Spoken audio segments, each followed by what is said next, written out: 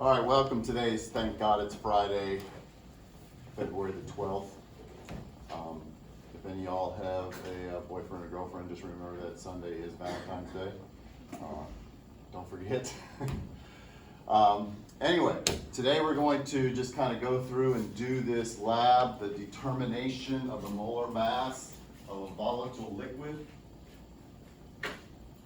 using the Dumas method. So again, molar mass is equal to GERT over PIV. So we're going to have to figure out a way to measure all of these things here. So the first thing we're going to do is we're going to use a 125 milliliter flask, and we need to measure the mass of the flask and the foil and the rubber band that I have on here. Okay? So first things first, we're going to measure the mass with the foil, with the foil and the rubber band. And the mass of the flask is 88.36 grams.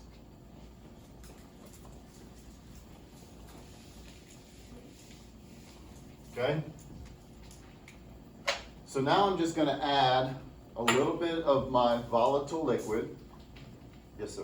Can I get it back?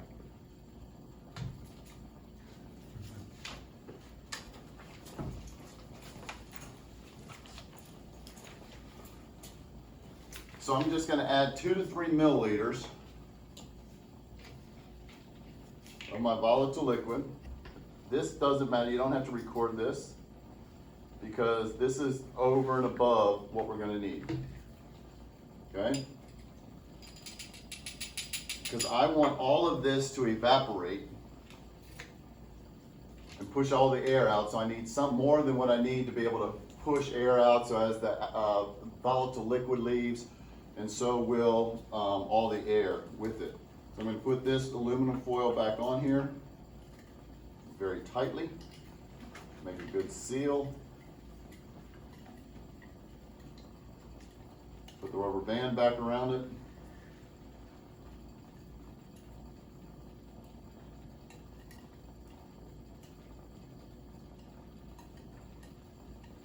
Too big of a rubber band, but it's all I have.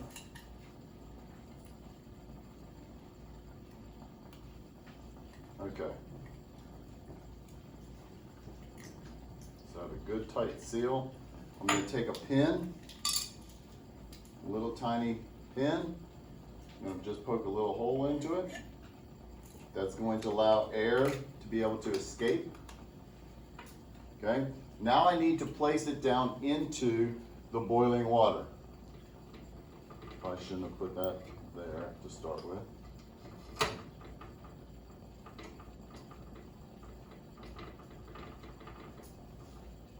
It's really hot.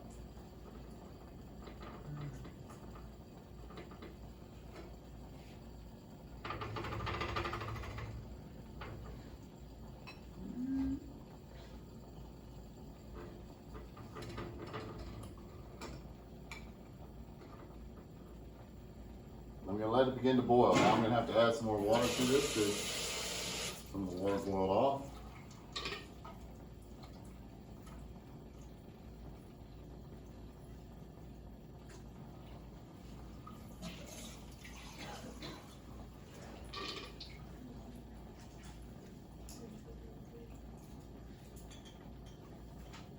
I want to fill it up near the top, so then the whole thing is going to be, we can assume that it's all the same temperature. Okay, so we got to let that water come back to boil. It should be, as by the time it boils, it should be, most of the liquid should evaporate. Now again, we have more than what we need in here. So as that volatile liquid begins to evaporate, right, is this on the string? Okay. As this begins to evaporate, it's going to push the air that was inside of here out. Okay? And so it's going to then just fill this up completely with the vapor.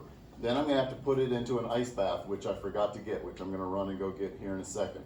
As I'm doing that, I need someone to get their phone out and ask Siri what barometric pressure is in Birmingham right now. Okay, so I'll be back in a second. Somebody get what barometric pressure is in Birmingham. Just use your phone, ask Siri. Or I'll have to read them more. These, you got it.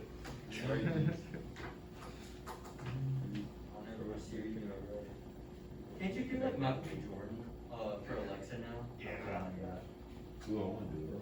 Hey Siri.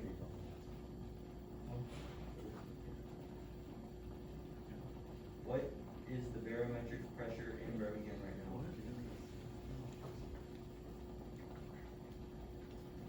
You think so? Oh, we can definitely make it clear. It's like Wait a minute, yeah. Inches. It's literally just a G. What is the barometric pressure in Birmingham right now? That man knows what he's doing. Man doesn't know what he's He doing. doesn't. He's done this one too many times. Or if he uses the pulse. That would be so funny. Just grabs it. I want a Bunsen burger. I use that Bunsen burger in London every day. It's worth the wasted gas. Bunsen burger. Yeah. We gotta do it sometime. He's gonna laugh. Light it up. Millimeters of mercury? No, this isn't millimeter. That's probably right then. Did you say like 29 something? It's a 30. What was Close it? enough. I think it's 756.4 millimeter. That's all right. 700 what? 56.4. Okay. So did it give it to you in inches and you converted, or did it give it to you? They Okay. gave it to me in millimeters. All right. So the pressure, atmospheric pressure, is equal to 750, 6.4. and that's going to be millimeters of mercury. Okay. Now we're going to assume, because I have that pinhole in here, the pressure inside and the pressure outside are going to be the same. Now, do I need to worry about water vapor pressure here?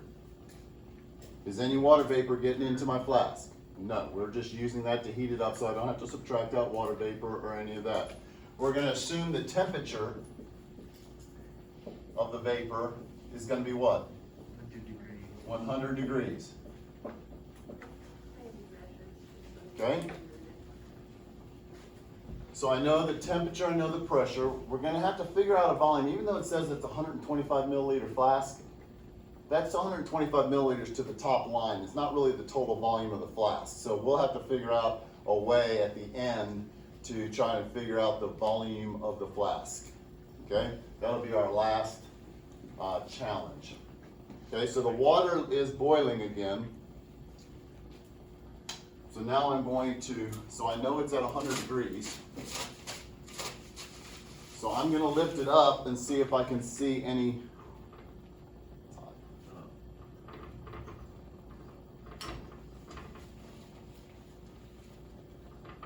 Okay, there is no liquid in there, so I'm going to assume it's all vaporized. And so now I'm going to stick it down into here. And what's that going to do to my vapor? I need to hear one word, what? It's going to condense. Okay, so now I'm going to keep it from vaporizing. So now this should be just the vapor that was in the flask. Everything else should have come out. Okay, so I'm just going to leave it in there for a minute or two.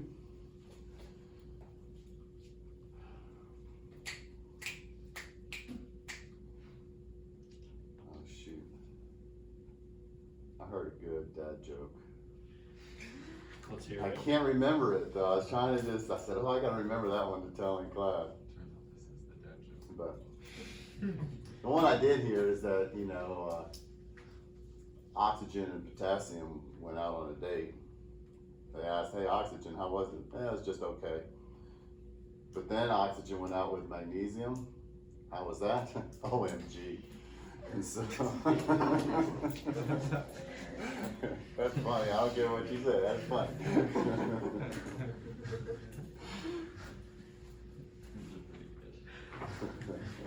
There's a website dedicated to those. I'm sure there is.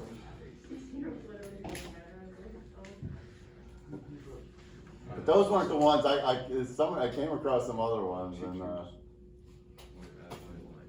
no, I think it's on my phone. I think my son sent them to me. None in Tennessee. Ooh, that's still hot.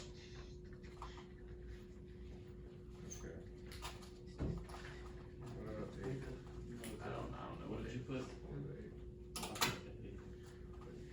It's still very warm at the top. Okay, very good. I said it was 8. Or 18.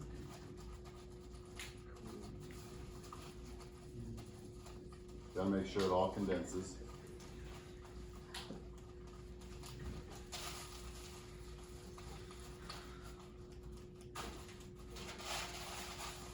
As you have learned, lots of science experiments, there's a lot of standing around. When you do an organic lab in college, if any of y'all are pre-med or you're gonna be any kind of medical and you have to take organic chemistry, the organic labs are the worst. You just got, you gotta let the stuff just boil for like an hour and just sit there and watch it.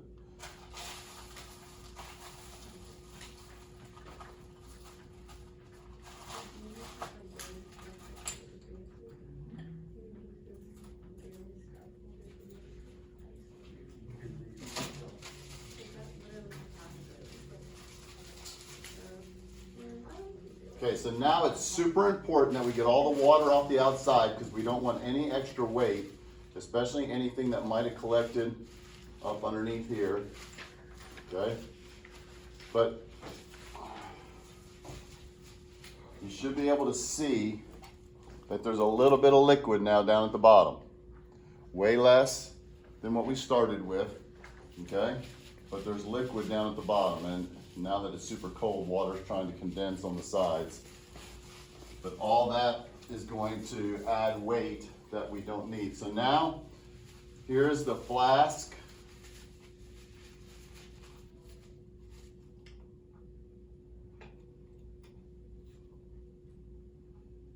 .63. 88.63, so mass of flask plus vapor, okay? 88.63. So what's the mass of the vapor gonna be?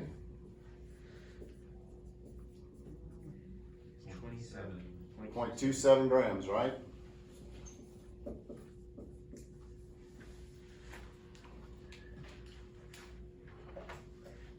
What did you put in there?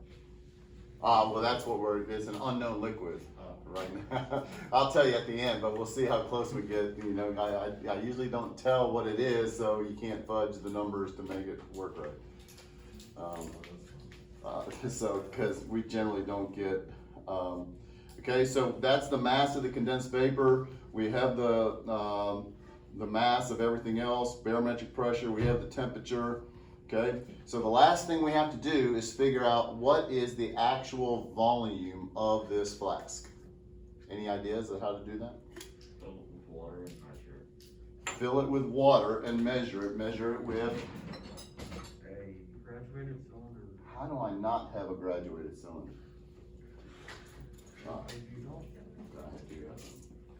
I do the dishes. Okay. Now,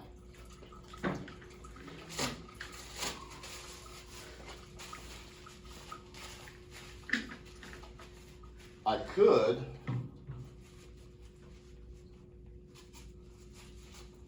fill it with water and then try to pour this into here, okay? But sometimes you spill some of the water. It's hard to sometimes pour from this into here, whereas this has a spout. So a better way is really fill this up to 100, pour it in, and then fill it up to 100 again, pour it in until it gets to the tippy top, and subtract out, figure out how much you actually added. So it's 100 plus however much you added will be the volume of this. It's sometimes easier to pour from this into here than here into there. Anybody, another way that we could get it? This is the best way. Another way we can get it? Get it to go in the cylinder? No, another way to get the volume of the, We can use like density calculator. density, that's exactly right. You could fill it up, weigh it, since we know the mass of the dry flask, we could weigh it, you know, and then just use density. But the density varies with temperature and it's not always as accurate. So let's fill this up to 100.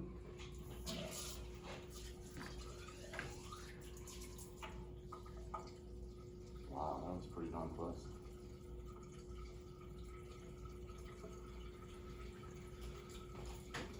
Will you verify that that bottom of the meniscus is on the top of the line?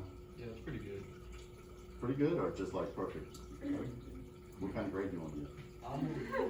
Give you 1,000 out of 10. Yeah. It's perfect. Okay, so we add this. We know it's going to take more than this one.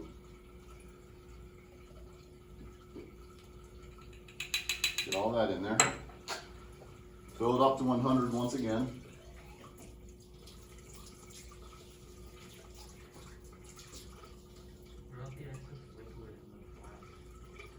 I poured it out.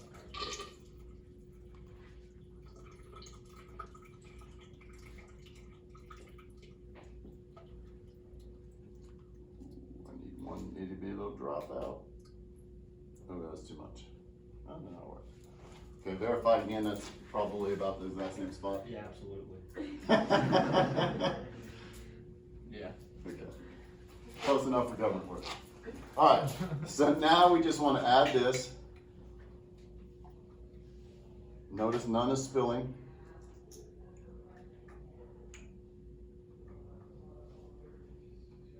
Okay, so now I'm right to the very tippy top. So now I need to read this again now. What do you read that to say? It looks like 40, yeah. Looks like a little below 40 to me, doesn't it? Maybe like 39.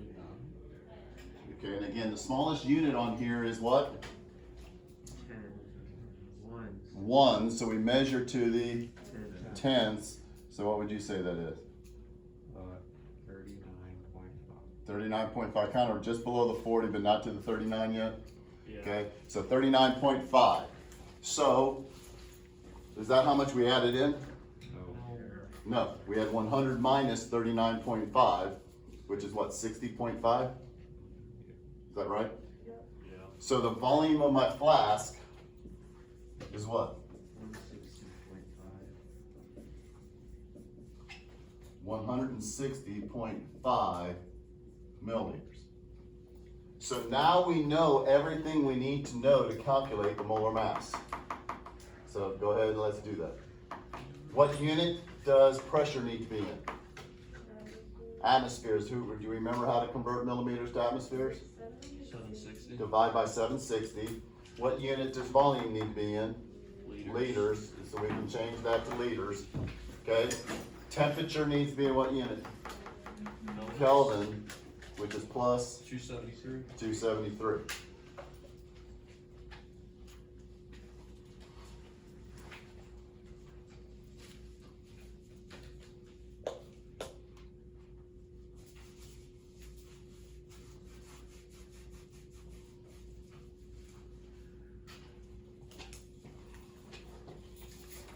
Very curious how close that may be.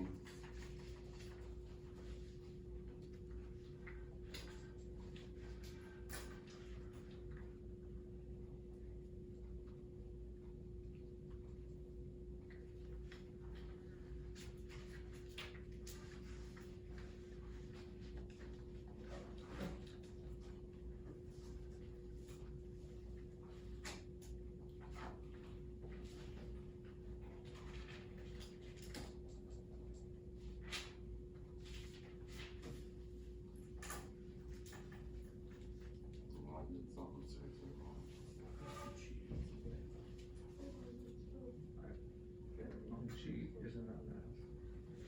Yeah.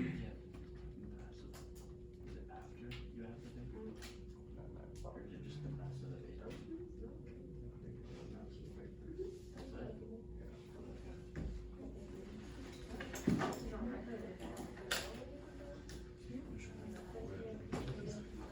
Oh, that's why. I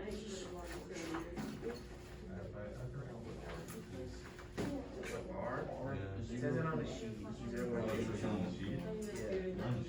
did the math since you did paper. Oh, yeah. Well, that's not horrible. It was just on the back. Oh, I guess I'm just blind. Anybody got a number? I got a number.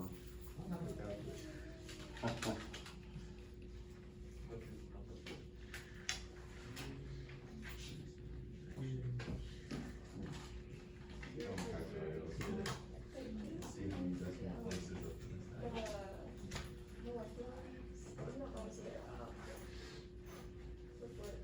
not gonna say what.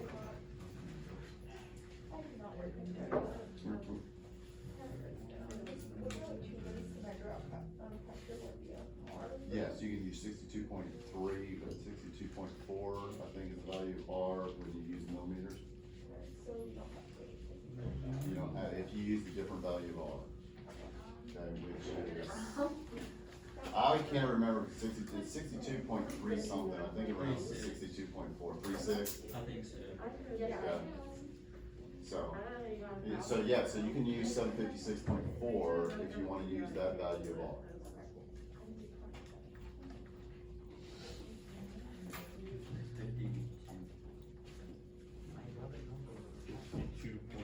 What's your number? I got, how are we all getting different numbers? I guess how you're rounding? I got 51.77, 78, That's what I got. 77. What did you get? But again, 52 point something, that just means how we round it in the denominator and put some of those things. Okay?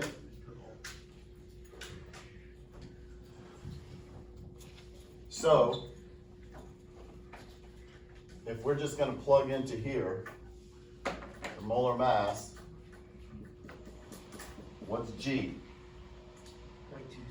0.27, that's the mass of our vapor. Times R, let's go ahead and just use 0.0821, liter atmospheres, kelvins, moles.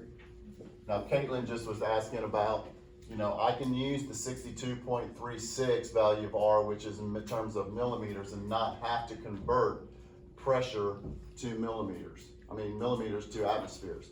But this is the one we're probably more comfortable with, the 0.0821, and it's a simple calculation. So either way is 100% correct, but I'm just gonna choose to do it this way. The temperature is gonna be 373 K divided by the pressure. Now, if you just divide this by 760, I get 0.995.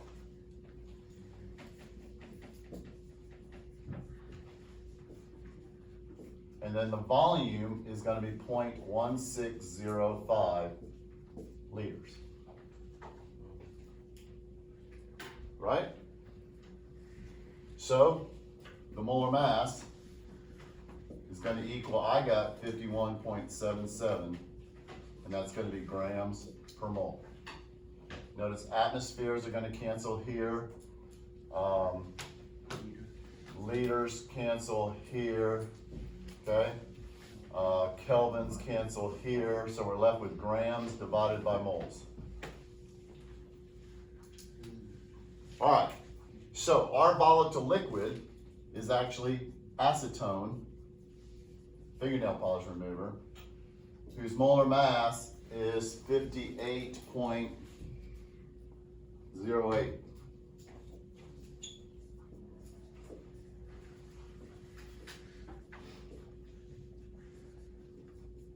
So that's your actual molar mass. So calculate your percent error. Calculate the percent error.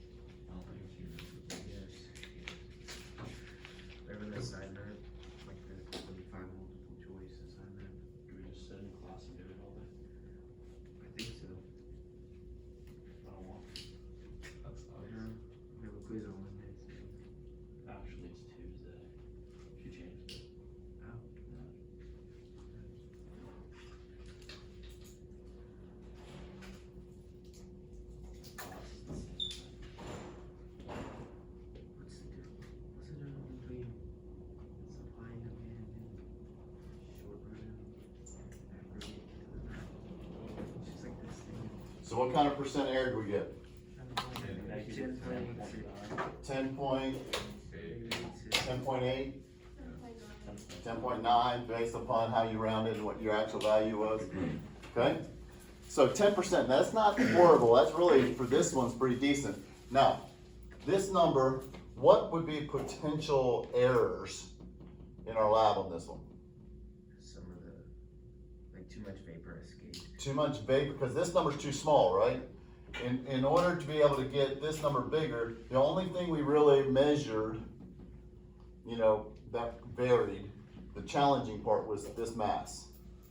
So you just kind of have to guess as to when all the vapor has gone. That's all, you can't wear a mask and glasses at the same time. Okay? So more than likely, we just heated it a little bit too long. Too much vapor came out because the molar mass of air is a mixture of nitrogen and oxygen. This is just a little trivia fact for you, but the molar mass of air is like 29.1 grams per mole. The average between the two based upon 78% nitrogen, 21% oxygen. The molar mass of air is about 29. So if air came back into my flask and too much of the acetone left, that's going to bring this number down. Okay? So the tricky part of this is knowing exactly when all the liquids evaporated, you know, not leaving it in too long. But if you leave it in too short, if I didn't heat it up long enough, what's going to happen to this number? It's going to be too big. Okay, because you don't have just vapor, you have some of the excess liquid as well adding mass. Or if I didn't wipe all the water off exactly, didn't get all the water off the outside, that's going to add mass to it. Anything that's going to make this number too big would be a reason why you would have a number over 58, not under 58. Okay? All right, so that's a simple lab, but you need to be able to see how to do this. Now, another way that I've seen this done, and this is the way they kind of show it on the AP test. I may have given this to you on a test, the diagram, but you have water and you have a graduated cylinder upside down in the water, okay? And you collect the gas by bubbling it through the water.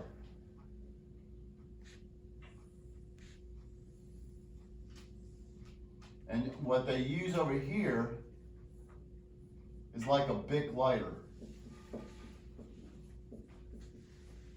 But they don't light it, they just let the gas out. So in other words, you just kind of hold it and open it up without it. And I don't know if I can do it without it being open, but you can just, some of them you can just open it up and not light it, and the gas will just escape. Okay? So the gas comes up here. Okay, we get the water levels to be the same inside and outside. So what does that mean about the pressure? It's going to be equal atmospheric pressure. We assume it's bubbling through the temperature of the water, so that it's going to be the same temperature as the water, so we measure the temperature of the water. Okay, but how do we get the grams of gas? The displacement of the water. No. That's how you get the volume. The volume you can measure. This is a graduated cylinder, so it has lines all on it, so we can measure the volume just right off the graduated cylinder. Okay? But how can we get the mass? That was always the tricky part of the win on this AP question. No? It's really quite simple, but we don't think about it. On my Bic lighter, I can weigh at the beginning, let the gas out, weigh it again. Difference in mass is how much was the mass of the gas that was released. Okay? Can you just weigh the gas, like, the thing set up? Yeah, you weigh this whole thing, right? Or no, you can't weigh both things because Both things, I'm saying, this, like, you just weigh this first, and then you weigh it at the end. The difference is how much gas went out. Okay, so it's pretty straightforward. It's just we don't think about weighing the whole lighter thing. Okay, so we're focused over here on all this, on how to get the mass. But the mass of the gas, you just weigh at the beginning, weigh it at the end. So if this is a very common lab to show up on the AP test, So, and that would probably be the most common way for them to do that. So sometimes they even just hold the lighter up underneath it with their hand, and the lighter is just underwater, but the gas will still come out. It won't light, obviously. But then the lighter's all wet, so you gotta really make sure you wipe all the water off the lighter in that case. Okay? So, I just wanted you to be able to see that because it is a common lab, and that I didn't want to get into equilibrium heavy duty today. We'll wait till Monday to start our new unit. All right, now, I know you guys love this, but that was just for you to have in your lab manual, just for you to have something. I am not gonna collect that. That's not for a grade since I did everything for you. But I did want you to see that. However, those of you at home, I do need you to scan it in just so I can see that you did it, okay? All right, now, the next unit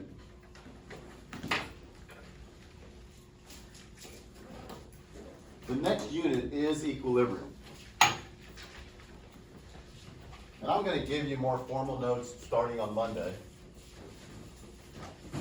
So you don't really have to copy this down.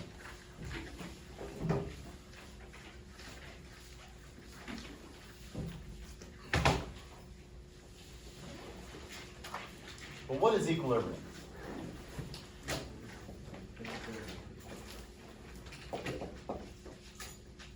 What's the first thing? How do we recognize in an equation that it's in equilibrium? Double arrows. What do the double arrows imply? It's a reversible reaction. It can go both ways.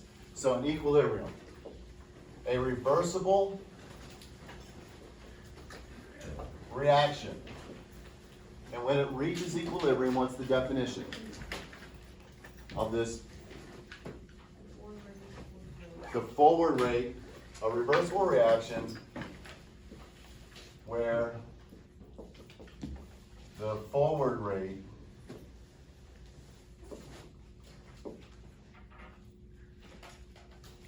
equals the reverse rate. Okay? So that's what equilibrium is. In other words, the reaction's reversible. It doesn't mean that the quantities are the same. It just simply means that you're going to end up with the forward rate equaling the reverse rate. So if I look at copper chloride aqueous going to CO, shoot, what is it?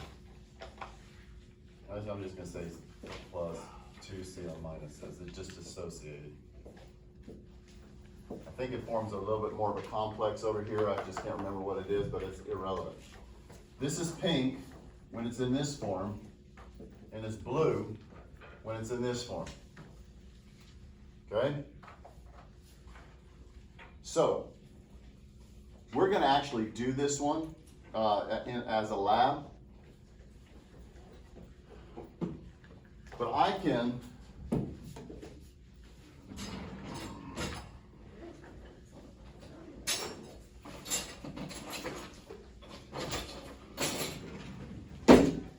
just take a little bit of this cobalt chloride.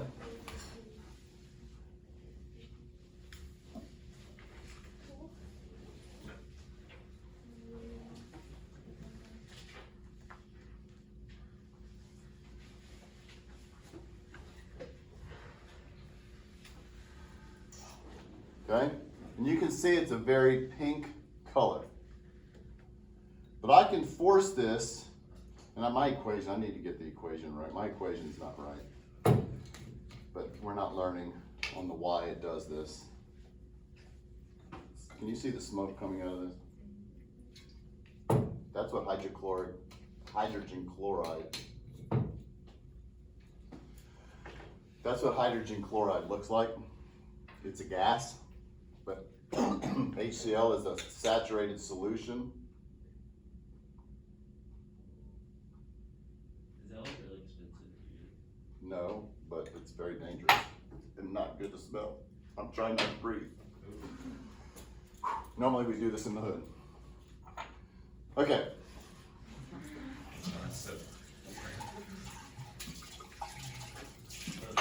Okay, so now I have it controlled. So now, let's put this on. So now if I take some of this and I add it to this, and by the way, never hold a test tube in your hand when you're adding chemicals. You always use a test tube clamp. Because I know what's going to happen or not happen, but you guys don't always. What if something different happens? Then I'll drop it quickly and run. Okay. Now, can you see the color kind of changing and then it's kind of coming back? Okay. So I'm changing. I'm forcing the equilibrium to the other side. Okay. So now it's blue. So I pushed the equilibrium by adding a reactant and really added the Cl minus. The Cl minus got to be over here somewhere. It's pushing it this way. Maybe this is blue. Well, no, it's like this.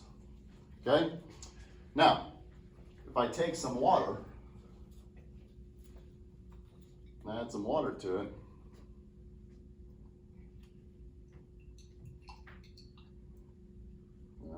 get it all to mix.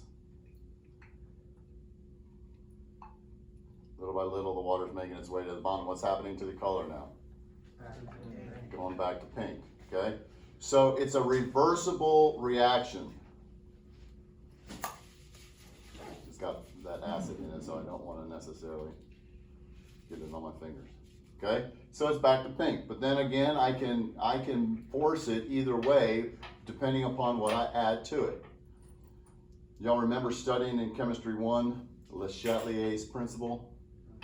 You apply a stress to a system at equilibrium, the equilibrium is going to shift in such a way to relieve the stress. So by adding extra Cl minus in here, I'm adding a stress to this, and I'm forcing it to go one way or the other. Okay, so you can see the blue color, it's definitely coming back. But then I can just do this all day long and make it go back pink.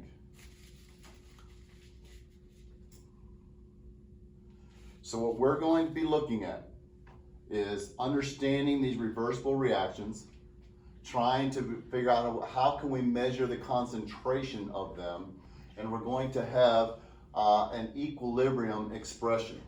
And it's going to be called the law of mass action. And again, I'm going to give all these to you on Monday, so just sit there, absorb it for right now. Don't worry about writing it down. Okay? I know that that's rare for you to hear a teacher say that, but just kind of soak it in today, and then I'm going to really hash it out on Monday. But if I have a reaction, A plus B goes to C plus D. Okay?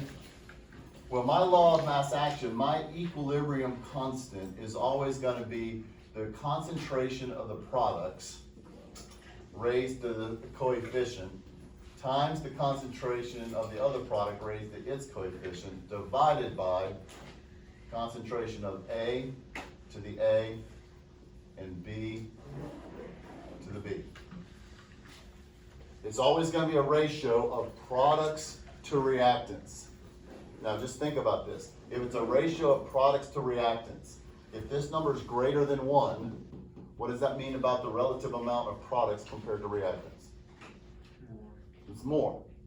Okay? So our equilibrium constant is going to tell us to what degree does the reaction go towards products, because equilibrium doesn't mean it's 50-50. The equilibrium constant is going to give us it's this ratio. If the number is less than 1, that means it's going to be reactant favored. In terms of delta G, if it's reactant favored, that's going to mean that it's going to be a positive delta G. If it's product favored, it's going to be a negative delta G. Okay? So, now if it's at equilibrium though, delta G is always going to equal 0. But I can take this, and remember our 6, turn this around so you follow me, please. If we look at our 6 strong acids, the top 6 up here, our equilibrium constant. So Ka is your equilibrium constant. They just use the subscript A for acid, B for base, but it's still equilibrium. Notice that for the 6 strong ones, it just says very large, because we have nearly 100% product, nearly 0 reactant, which means when you divide by 0, you get towards infinity. Okay? So those are very large. But as you come down now, notice they're starting to get less than 1, less than 1, less than 1. That's telling me it's becoming less and less product favored.